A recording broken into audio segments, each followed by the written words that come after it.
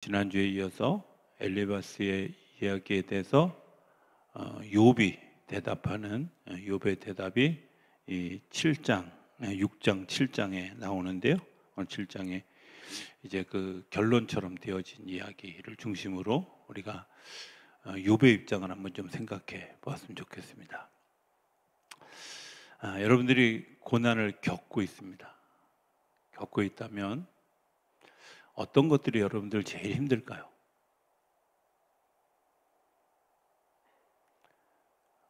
고난을 안 겪어본 사람들처럼 아무 대답. 자, 고난을 겪을 때 제일 힘들었던 것들이 뭐였을까요? 한번 좀 얘기해 볼까요? 제일 힘들었던 거.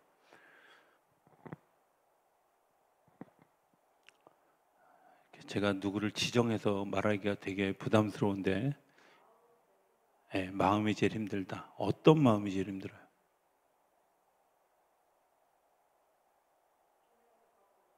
네? 비난을 받고 있을 때 마음이, 그죠? 또 어떤 때 제일 힘들어요?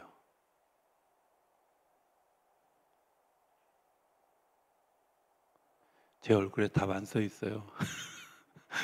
제 얼굴만 멀뚱멀뚱. 자, 어떤 때 제일 힘들어요? 여러분들 고난을 겪어보셨잖아요. 네?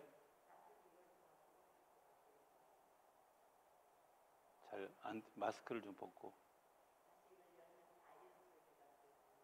자식을 다 잃었을 때가 어려웠다.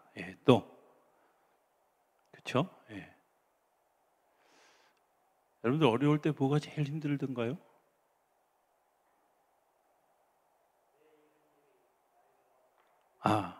네. 왜 이런 일이 나에게 왔을까? 그렇죠? 또 힘들어 보신 적 없어요?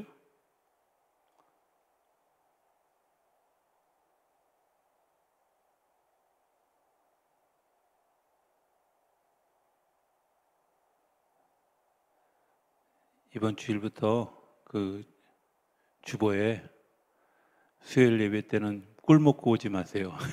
이런 거 써야 될 것 같아. 꿀 드시고 오시지 마세요. 이런 거 써야 될 것 같아. 고난을 겪어본 적이 없어요? 그때 내가 무슨 감정이 있었고, 여러분들 우리 예? 예. 예. 맞아요. 자녀가 하는 일이 잘 안 될 때, 맞아요. 그렇죠. 사람마다 틀리긴 하지만 어쨌든 네, 맞아요. 권사님은 자녀 때문에 힘들. 네, 감사합니다. 귀한 것도 여러분들 힘들 때,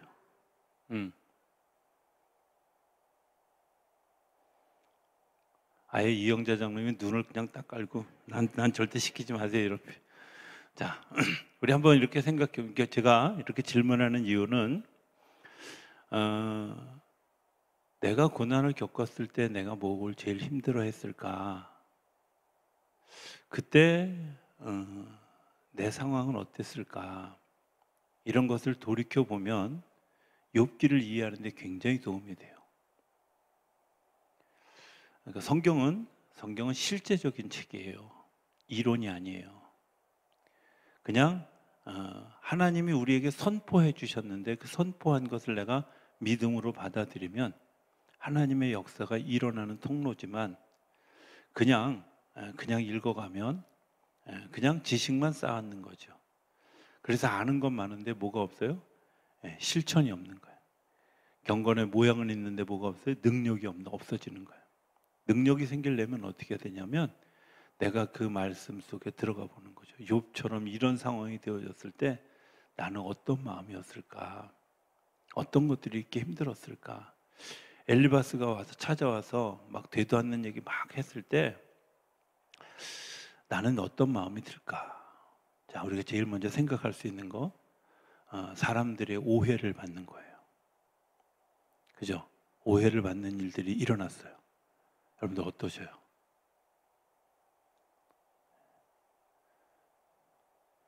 제가 우리 성도님들하고 이렇게 목회하다 보면 한 번도 어려움을 겪어보지 않은 사람들 같은 생각이 들어요. 예, 오해를 내가 막 정말 심하게 받아서 코너에 몰렸어. 이러지도 저러지도 못하는 상황 가운데 섰어. 지금 엘리베스가 욥에게 이야기해. 네가 뭔가 숨겨놓은 죄가 있으니까 그렇게 이야기할 때 욥의 마음이 어떨까?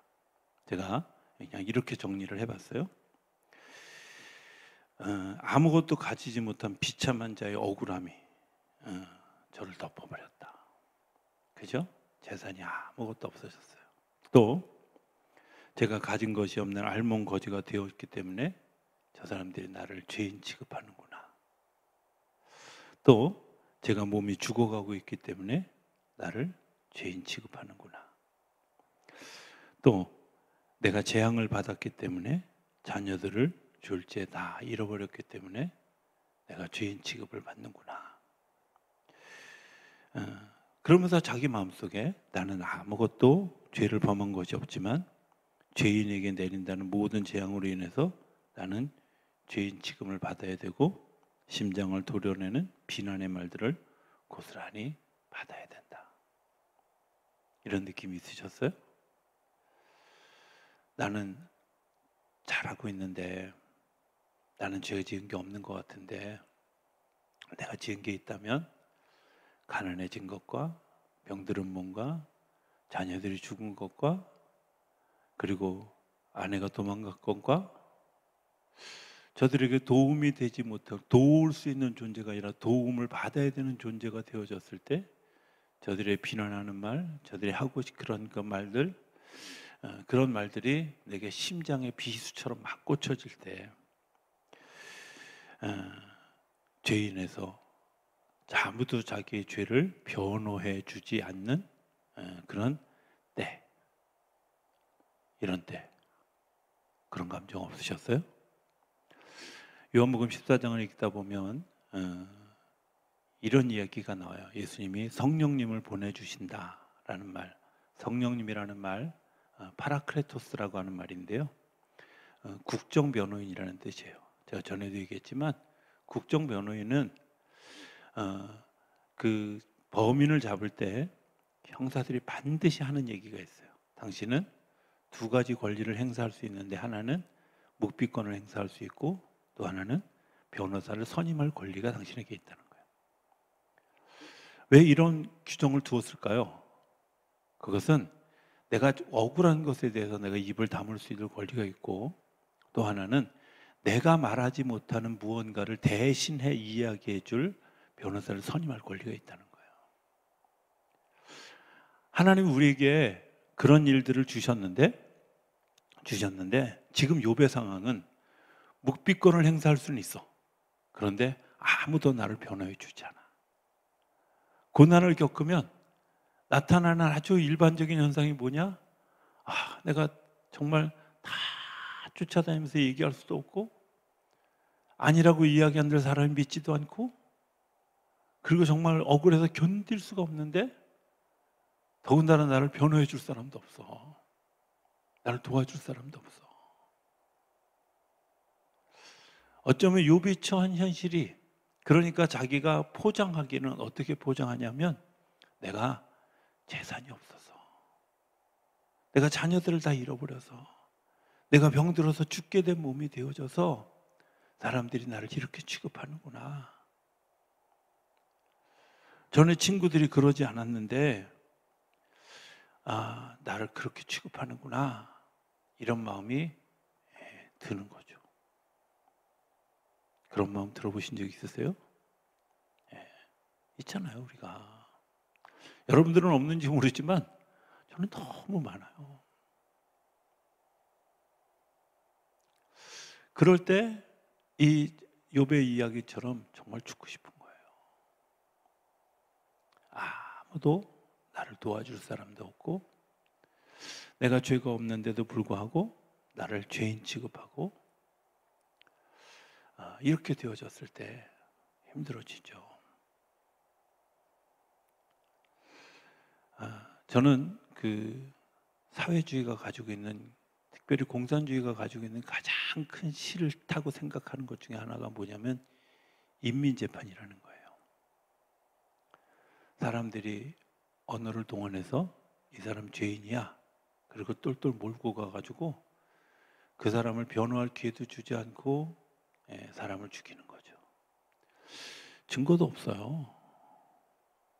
무수히 많은 그런 그 사례들을 저희 아버님이 북한에서 5년을 살았고 또 이 땅에 내려와서 3년 동안 전쟁을 일으키는 동안에 북한군들이 저질렀던 소행 중에 정말 몸서리치기 싫은 것 중에 하나가 뭐냐? 인민재판이에요.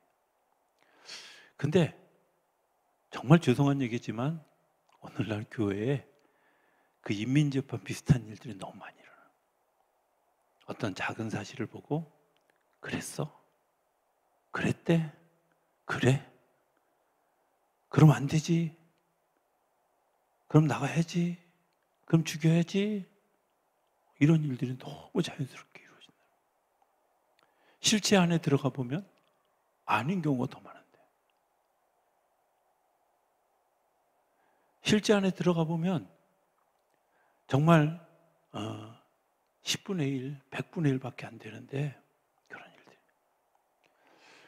욥이 지금 내가 당한 일도 억울해요. 여러분들 입장에서, 저는 욥의 입장에서 생각해 보면 진짜 억울한 건 나야. 그렇지 않아요? 새파랗던 자녀들이 죽었어요. 제가 4강까지 계속 소개했지만 앞에 그걸 쭉 소개한 이유는 욥의 심정이 얼마나 불편하고 힘든가를 제가 얘기한 거예요. 자녀들이 다 죽었어요. 그만둔 재산이 다 날아갔어요. 아, 그래, 그것까지는 괜찮다 그래. 내가 열심히 일하면 또 다시 벌 수 있어. 이렇게 생각할 수 있는데 나도 병들었어요. 의지할 데가 없어. 친구들이 나를 좀 이해해주고 용서해주고 받아주고 긍휼을 베풀어주면 좋을 것 같은데 그 친구들마저도 자기에게 독한 이야기를 쏟아놓을 때 스스로 생각하기는 제가 아까 열거했던 것처럼 내가 재산을 잃어버렸으니까 자녀를 잃어버렸으니까 병들었으니까 죽음에 가까우니까 나 같은 사람 죄인 취급하는구나 이런 생각이 드는 거예요.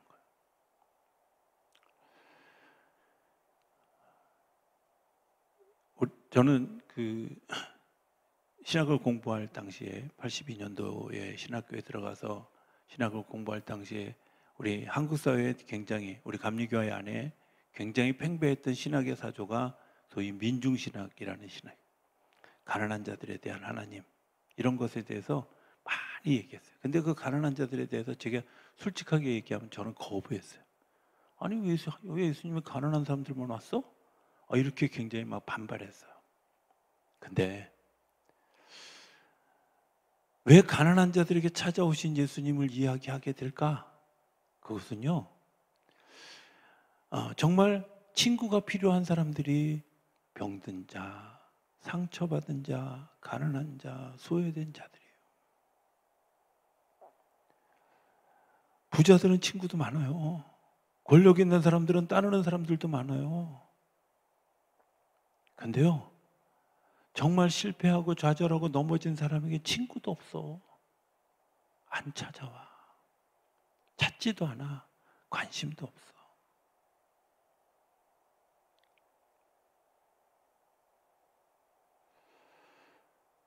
근데 그것 때문에 너무 힘이 들죠.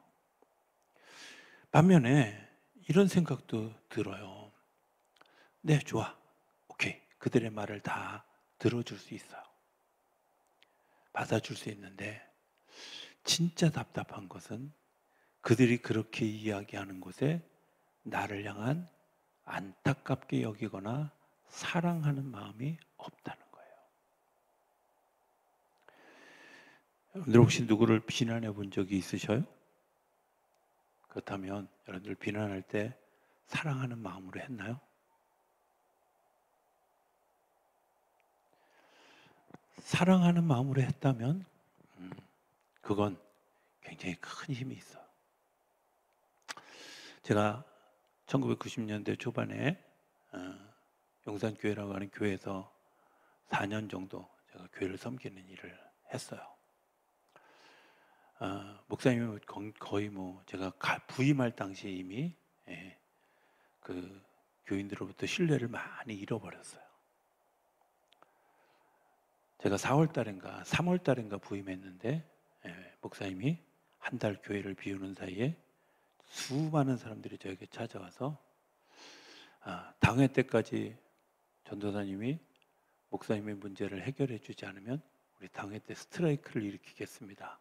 이게 남성교회장, 여성교회장들의 공통적인 얘기였어요. 계속 들었어요. 1년 내내 들었어요. 1년 내내. 근데 한 해만 참아주시죠. 한 해만 참아주시죠. 한 해만 참아주시죠.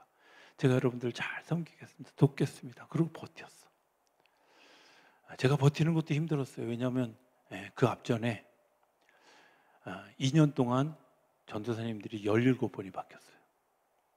제가 저를 사랑하는 제 친구 목사의 어머님이 같은 지방에, 중부용산 지방에 계셨는데 그 어머님이 저한테 일부러 찾아오셔서 얘기했어요. 나는 네가 거기 안 갔으면 좋겠다. 거기 전도사들의 무덤이라더라. 가지 마라. 근데 제 마음속에 성령께서 가기를 원하셔서 믿음으로 그냥 갔어요. 2달 지나니까 교인들이 이상한 눈으로 저를 쳐다보고 3달 지나니까 경이로운 눈으로 쳐다보고 4달 지나니까 목사님이 눈을 이상하게 뜨고 쳐다보고 막 이런 상황이에요. 제가 오래 잘 버티네. 근데 잘 버티는 게 문제가 아니라 제가 이제 청년들부터 잡아 이렇게 교인 자녀들을 다 하나하나 데려오기 시작했어요. 근데 청년들을 데려오는 것 때문에 목사님이 더 불편해진 거예요. 왜? 청년들은 대부분 다 야당이잖아요. 그러니까 저 녀석이 무엇을 하려고 저렇게 청년들. 그런데 더 재밌는 건 교인 자녀들 중에 청년들이 있는데 1대1로 면담하면 그 다음 주에 꼭 교회 찾아오고 그래서 교인 자녀들 대부분들이 다 교회 나오기 시작했던 거예요. 그때 내가 무슨 얘기를 했는지 어떤 건지 잘 모르겠고 어찌 됐든 그렇게 3년을 지나가는데 이제 더 이상 저도 어쩔 수 없는 상황이 됐어요. 야, 정말 이 목사님을 가지고는 이 교회 어렵겠다 이런 마음이 들었는데 제가 그런 문제를 가지고 하나님께 기도하기 시작. 하나님 어떻게 해야 돼요? 어떻게 해야 돼요? 하나님이 저에게 3일 동안 금식할 마음을 주셔서 3일 동안 금식을 하면서 기도를 하기 시작했어요. 하나님이 주셨던 답은 이거였어요. 네가 그 일을 좀 했으면 좋겠다. 단 3가지를 기억해라. 첫 번째, 목사님을 살리는 방법이 뭐냐? 교회를 살리는 방법이 뭐냐? 교인들을 살리는 방법이 뭐냐? 마지막에 너는 목사님이 어쨌든 떠나고 나면 너는 그날로 사임하는 거다. 이게 하나님의 전제 조건이었어요. 그러면서 사랑함으로 하라고.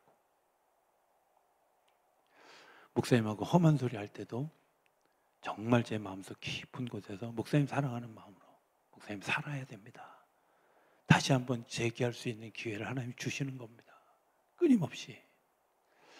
교인들 사랑하기 때문에 제가 모진 소리, 욕먹는 소리, 때로는 정말 그 긴장감, 극도의 긴장감, 한 주 한 주 지나가는 게 정말 담임 목사님이 너 나가 그러면 끝나는 건데 그 위태로운 상황을 9달을 버텼어요.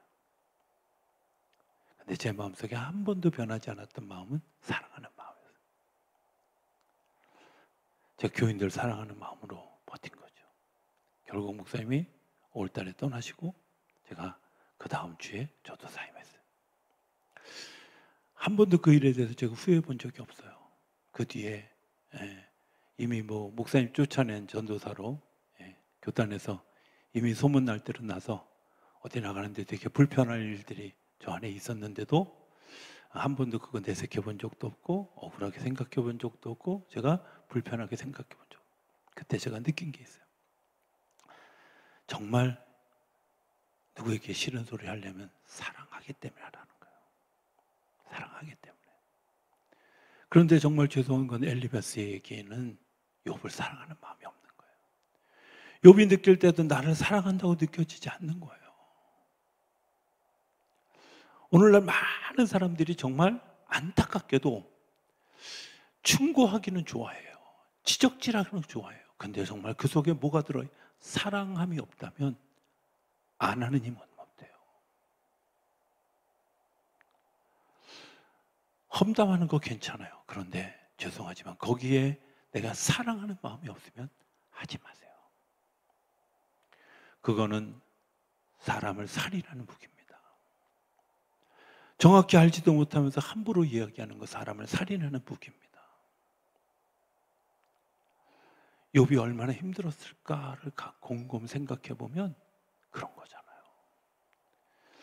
내가 돈이 없으니까, 건강하지 못하니까, 자녀들도 다 잃어버렸어. 나를 변호해 줄 사람이 없으니까 함부로 공격해도 된다고 생각하는 거죠. 그래서 21절은 이렇게 얘기해요. 주께서 어찌하여 내 허물을 사하여 주지 아니하시며 내 죄악을 제거하여 버리지 아니하시나이까. 내가 이제 흙에 누우리니 주께서 나를 애써 찾을지라도 내가 남아있지 않으리라다 하고 나는 아무것도 없는 존재처럼 생각하는 거예요. 자, 두 번째 어려움은 이런 거예요.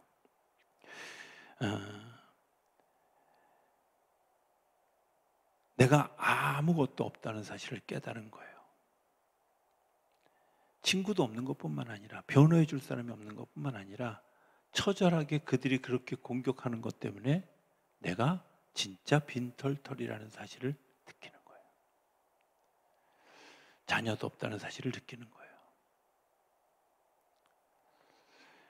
예전에 그 아주 오래전 일인데 저희가 아마 결혼하기 전이었을 거라고 생각이 되어져요. 결혼하기 전이나 뭐 결혼했을 막 신혼 때나 그러니까 되게 오래전 일이죠. 근데 그때 장모님이 이제 저희 아내가 고등학교 1학년 중3 때인가 뭐 아버님이 돌아가셨으니까 이제 혼자 사신 지 얼마 안 될 때잖아. 근데 막 딸이 오랜만에 왔는데 막 저도 있는데 하소연하듯이 뭐라고 얘기하냐면 옆집에 사는 그 사람이 나를 과부라고 무시한다고. 굉장히 아프게 그 이야기를 딱 하는 얘기를 딱 들었어요. 근데 제가 그냥 지나가지 않았던 거예요. 이렇게 제 마음속에 저분의 마음속에 그게 있구나. 사실 사람들이 그렇게 대할 때 난 몰랐는데 그렇게 대할 때 비로소 내가 혼자 사는 사람이라는 걸 내가 느꼈구나 하는 거예요. 우리가 재산이 없는 거 괜찮아. 그런데 어느 날 어떤 순간에 내가 재산이 없는 것 때문에 억울함을 경험하면 내가 없다는 걸 느끼는 거예요. 우리가 제가 어렸을 때 자주 들었던 표현 중에 집 없는 서러움 이런 거 있었잖아요. 저희 집이 제가 중학교 3학년 때까지 제 기억에 제가 기억하는 기억으로만 이사를 17번인가 다녔어요. 근데 이사를 17번 다니는데 이유가 있는 중에 하나가 우리들도 있는 거야. 자녀가 셋이나 되니까, 그리고 남자애가 둘이나 되니까 이게 또 핸디캡인 걸 그때 그걸 몰랐어요. 그 시달림을 겪으면서 뭘 겪어요? 집이 없구나 내가. 이거 느끼잖아요. 지금 욥이 자기에게 닥쳐지는 일을 보면서 끊임없이 좌절하게 하는 거, 내가 재산이 없으니까, 내가 자녀가 없으니까, 그리고 나를 정말 몸이 건강하지 않으니까 이런 것들 때문에. 근데 이제 더 중요한 것 하나는요, 이런 거예요. 내가 나를 직면하는 게 두려운 거예요. 진짜 나와의 대면하는 게.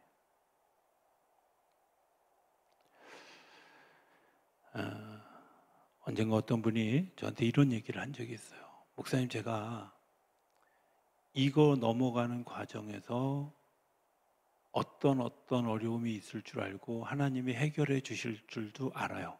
그런데 그 지나가야 되는 과정을 지나가기가 싫어요. 어떡하란 말이야. 지나가야 되는데.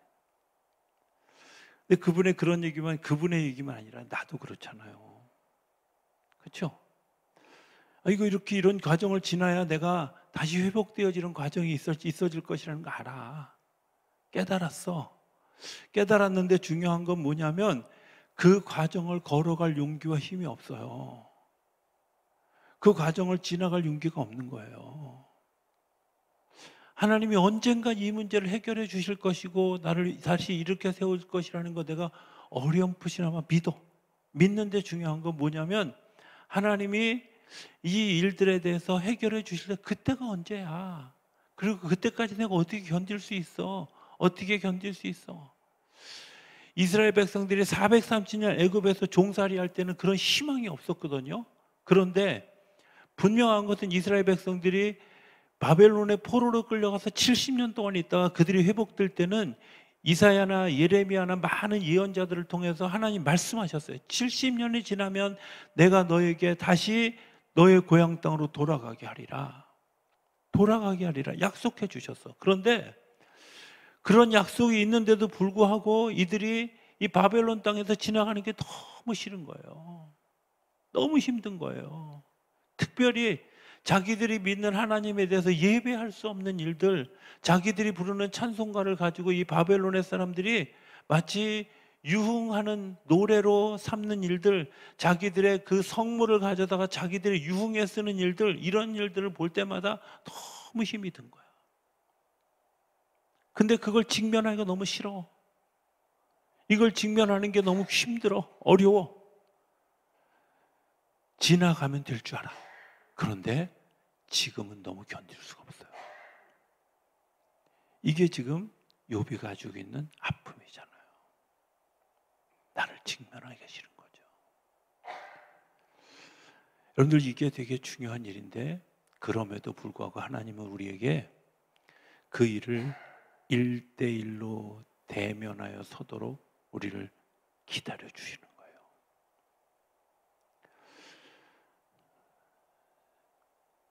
성경의 아주 대표적인 이야기가 돌아온 탕자, 집 나간 아들의 이야기이기 때문에 그 이야기를 여러분들이 잘 아는 이야기라 들려주면 여러분들 한번 이렇게 생각해 봅시다. 둘째 아들이 집에 돌아가고 싶었겠어요? 저 같으면 안 가요. 안 갈 것 같아요. 근데 이제는 어찌할 수 없는 상황이 된 거야. 쥐엄나무 열매로 자기의 배를 채우면서 문득 이런 생각이 들은 것 같지만 사실은 오래전부터 그 쥐엄나무 열매를 하루하루를 연명하면서 내 아버지 집에 먹을 것이 많은데 내가 돌아갈 수가 없구나. 돌아갈 용기가 필요한 거잖아요. 돌아갈 용기가 필요한 거예요. 그거 내가 직면해서 보는 거예요. 그래, 내가 아버지 얼굴을 대하리. 그것도 합리화시키면서 뭐라 그래요? 아버지 나를 아버지 집에 품꾼으로 써주세요. 아들로 말고 품꾼으로 써주세요. 그러면서 적당히 자기를 합리화시키고 돌아올 핑계를 대고 돌아오지만 아버지는 뭐예요? 그 아들을 아들로 생각하는 거지 종으로 생각하거나 품꾼으로 생각하는 게 아니잖아. 여러분들 우리가 진짜 중요한 것, 내가 어떻게 생각하더라도 주님은 여전히 우리를 나 그 자체로 바라봐 주시고 계시다는 거예요. 그 주님이 바라보는 나를 직면하는 일이 너무 중요한데 여러분들 이걸 두려워하면 하나님을 만날 수가 없어요.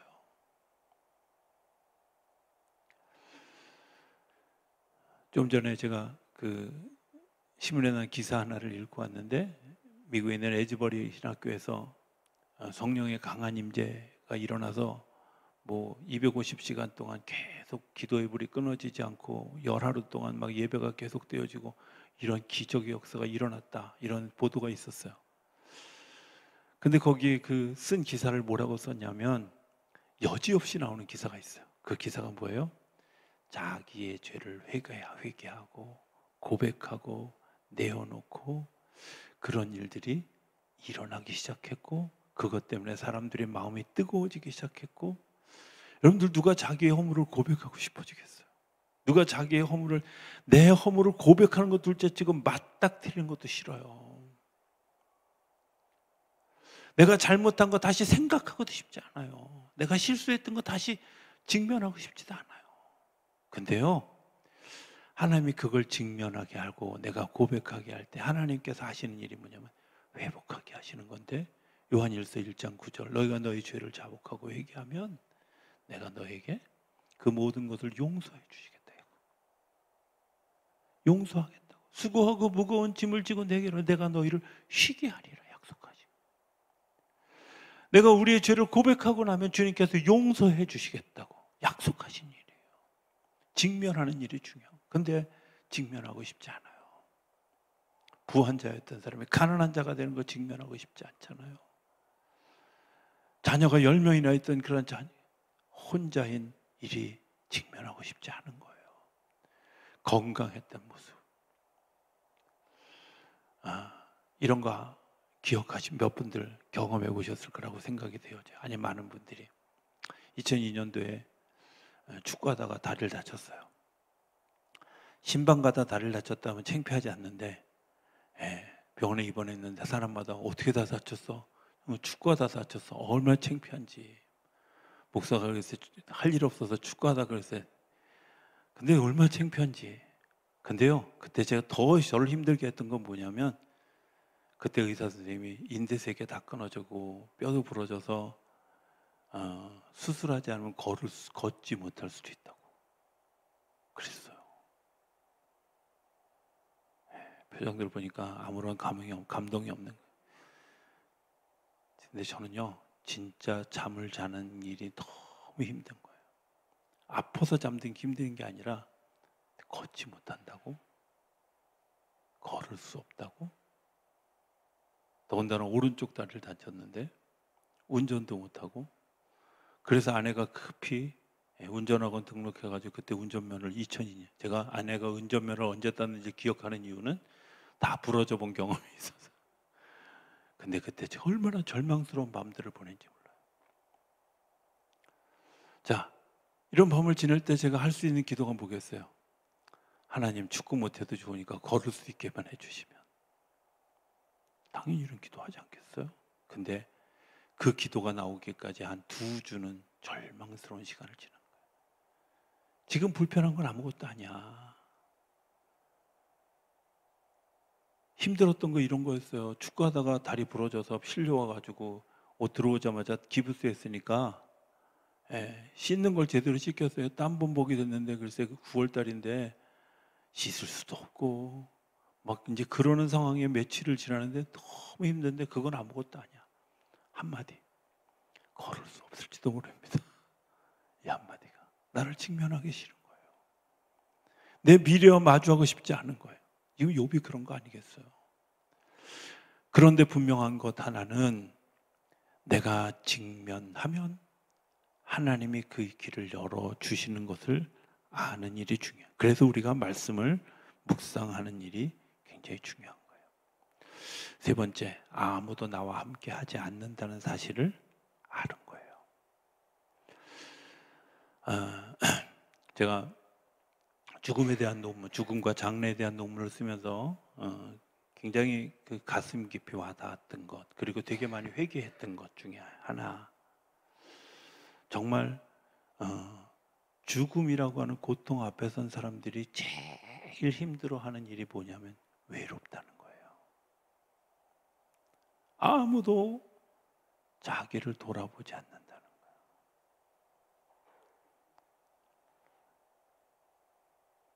근데 제가 돌이켜 생각해 보니까 그랬던 것 같아요. 정말 좋은 친구가 되어주지 못했구나. 마지막 가는 순간에 같이 손잡아 주지 못했구나. 그 죽음의 고통을 겪고 있는 병들을 겪으면서 그 사람을 혼자 있게 내버려 두었구나. 이런 것들. 고난을 겪을 때 제일 힘든 것 중에 하나가 뭘까요? 혼자예요, 혼자. 근데 중요한 건, 이 고난을 겪고 있는 그 사람의 내면을 자기도 모르는데 옆에 있는 사람이 어떻게 알아? 어떻게 도와줄 수 있어요? 여러분들 정말 어려운 일이거든요. 그런데 그럼에도 불구하고 친구는요, 같이 있어주는 거예요. 저는 예수 믿으면서 정말 제가 가장 그 축복이라고 생각하는 단어가 뭐냐면 임마누엘이에요. 임마누엘. 주님이 나와 함께 하신다. 내가 좋을 때만, 잘할 때만 칭찬해 주는 하나님이 아니라 내가 힘들 때에도, 내가 죄를 지었을지라도, 내가 몹쓸 짓을 저질렀을지라도 주님께서 한 번도 나를 떠나지 않으시고 내 옆에서 여전히 내 손을 잡고 걸어가고 계시다는 사실을 깨닫는 순간, 아, 맞아. 저는 야곱이 형 에서의 미움을 사가지고 도망가다가 그 루스라고 하는 땅에서 막 정말 그 밤에 자민들 제로 잡혔어요. 비몽사몽간에 그냥 하늘로 천사들이 오르락내리락 하는 걸 보고 깨달아서 그가 고백한 이야기, 하나님이 여기 계시는데 내가 알지 못했구나. 그거예요. 맞아요. 하나님이 저와 여러분들의 옆에 계시는데, 나와 함께 계시는데 우리가 모르는 거예요. 그걸 하나님이 가르쳐 주시기 위해서 사람들을 붙여주시는 거예요. 야곱이 그걸 깨닫고 난 다음에 하나님이 보여주셨던 게 뭐예요? 내가 라반의 집으로 가야 되겠다. 삼촌네 집으로 가야 되겠다는 생각이 들었고, 삼촌네 집에 다다랐을 때 제일 먼저 만난 사람이 누구예요? 내가 의탁하고 의지할 수 있는 사람을 만났어요. 라헬을 만났고요. 라헬을 만난 것 때문에 그가 7년을 일하는 동안에 하루같이 여겼다고. 사람이 소망인 거예요. 하나님의 사람의 소망을 붙여주는 거예요. 저는 왜 교회가 중요하다고 생각하냐면, 교회는 그 사람이 어떤 상황에 있든 조건 없이 그냥 그래 하고 안아줄 수 있는 것이 교회예요. 안아줄 수 있는 것이 가정이고 속한 거예요. 이게 하나님이 우리에게 주신 선물이에요. 혼자 있는 게 아니라 같이 있어. 내가 너와 같이 있잖아. 두려워하지 말어. 내가 너와 함께, 내가 네 편이 되어줄 거야. 네, 이게 너무 중요해요.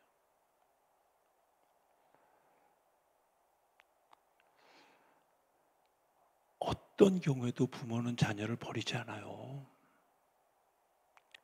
왜 그래요? 하나님의 품성을 닮았기 때문에 그래요. 하나님, 우리가 어떤 경우에도 하나님 우리를 버리지 않으십니다. 그래서 사람들을 붙여주시는 거예요. 내가 힘들 때 쓴소리하는 사람도 때로는 하나님이 나에게 보내주신 선물일 수도 있어요. 저는 욥이 이제 이 과정을 지나면서, 저 다음 주에 얘기하겠지만, 이 과정을 지나면서 그 쓴소리 때문에 하나님을 바라보게 되었다는 거예요. 아무도 이해해 주지 않는 세상의 사람들 때문에 내가 결국 바라볼 것이 어디예요? 하늘밖에 없다고 생각한 거예요. 그럼 사람들을 하나님이 보내주신 걸까요? 아니면 사단이 보내준 걸까요? 하나님이 보내주신 거예요. 때로는 나에게 모질게 하고 쓴소리하고, 잘해준 사람도 물론이지만 때로는 나를 힘들게 했던 사람도, 어렵게 했던 사람도 하나님이 나에게 보내주신 사람이라는 사실을 아는 거죠. 네.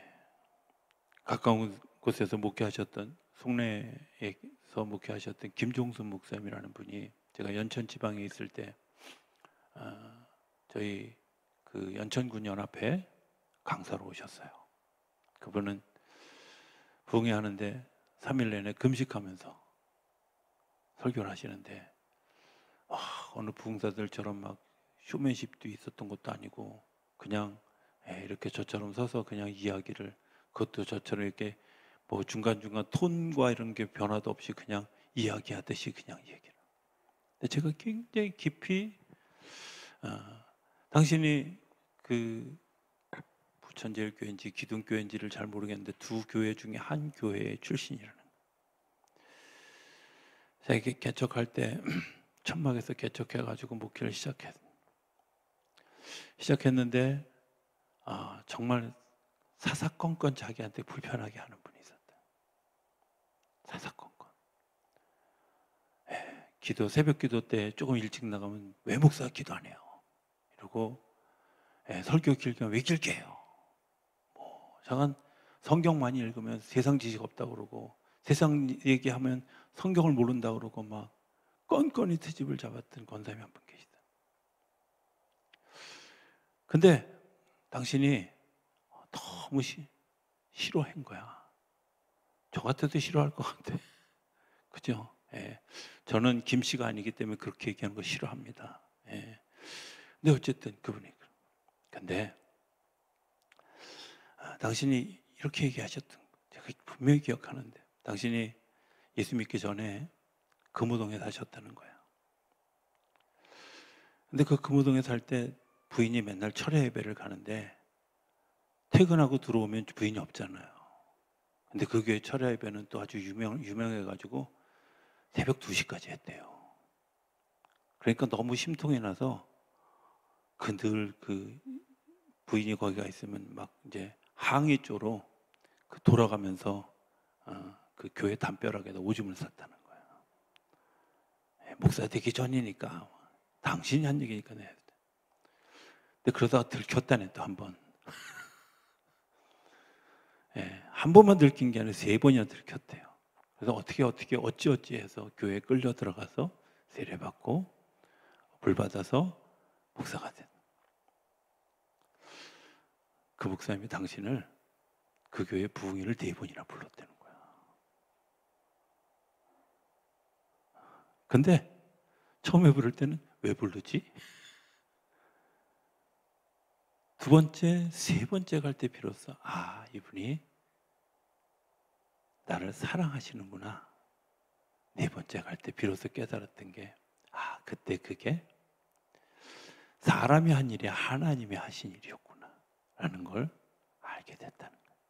그러면서 자기를 그렇게 괴롭히던 그 권사님을 용서하고 받아들이게 해주고 이 사람이 정말 보석 같은 존재고 귀한 존재라는 사실을 당신이 깨달았어요. 미국에 부흥회를 갔는데 돌아가시게 되었다는 전가를 받았대요. 급히 일정을 정리하고 공항에서 돌아오기 전에 통화를 했대요. 권사님 좀만 기다리세요. 제 비행기 탑니다. 이제 10시간만 지나면 갑니다. 좀만 기다리세요. 제가 가서 권사님 마지막으로 뵙고 기도하고 그리고 우리 하나님 나라 갑시다. 근데 비행기 타고 오는 기간 동안에 죽어버렸어요. 돌아가셨다는 거예요. 공항에 내려서 얼마나 울었는지 모르는데 나에게 천사 같은 분이었는데 나를 정말 사랑하는 분이었는데 였다는 거예요. 그 맞아. 너무 충격받았어요. 누군가 나를 위해서 정말 하나님이 나에게 보내셔서 나를 괴롭게 하는 것 같지만 그 사람도 하나님이 보내주신 사람일 수 있다는 사실을 아는 일이 중요한 거예요. 여러분들에게 가시 같은 존재가 혹시 있으셔요? 다시 생각해 보세요. 그 사람이 왜 이렇게 목숨 걸고 나를 괴롭게 할까요? 그 사람이 왜 그렇게 자기 자존심을 걸고 나를 그렇게 괴롭게 할까요? 뭔가 이유가 있지 않겠어요? 하나님이 그것까지도 나를 사랑하시고 나를 세우신다는 사실을 기억하실 수 있었으면 좋겠습니다. 다음 주에 욥의 입장 정리 한 번만 더 하고 다음 그 8장으로 넘어가도록 하겠습니다.